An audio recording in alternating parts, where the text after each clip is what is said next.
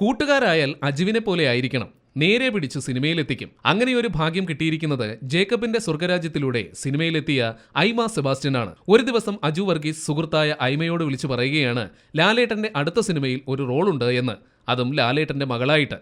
ഇത് കേട്ടപ്പോൾ ആദ്യം പറ്റിക്കുകയാണ് എന്ന് ഐമയ്ക്ക് തോന്നി. പിന്നെയാണ് സത്യാവസ്ഥ മനസ്സിലാക്കിയത്. മോഹൻലാലും മീനയും അഭിനയിക്കുന്ന ചിത്രത്തിൽ അവരുടെ മകളായിട്ടാണ് ഐമ സെബാസ്റ്റ്യൻ എത്താൻ പോകുന്നത്.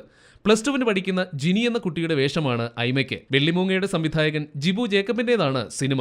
ഇതുവരെയും പേരിടാത്ത ഈ ചിത്രത്തിന്റെ ഷൂട്ടിംഗ് തുടങ്ങിയിട്ടുണ്ടെങ്കിലും ഓഗസ്റ്റ് മാസത്തിൽ ഐമയും ഈ സിനിമയിലേക്ക് ജോയിൻ ചെയ്യും. ഇതിനോടൊപ്പം തന്നെ വെള്ളിമൂങ്ങയിൽ വ്യത്യസ്തമായൊരു കഥാപാത്രം ബിജു മേനോന് സമ്മാനിച്ച ജിബു ജേക്കബ് ലാലേട്ടനെ ഏത് വേഷത്തിലാണ് അവതരിപ്പിക്കുന്നത് എന്നറിയാൻ പ്രേക്ഷകരും കാത്തിരിക്കുകയാണ്.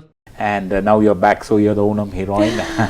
Tell us about Central Jail. What's your role in that film? The role is of a middle class girl, and there is also some interesting elements to it.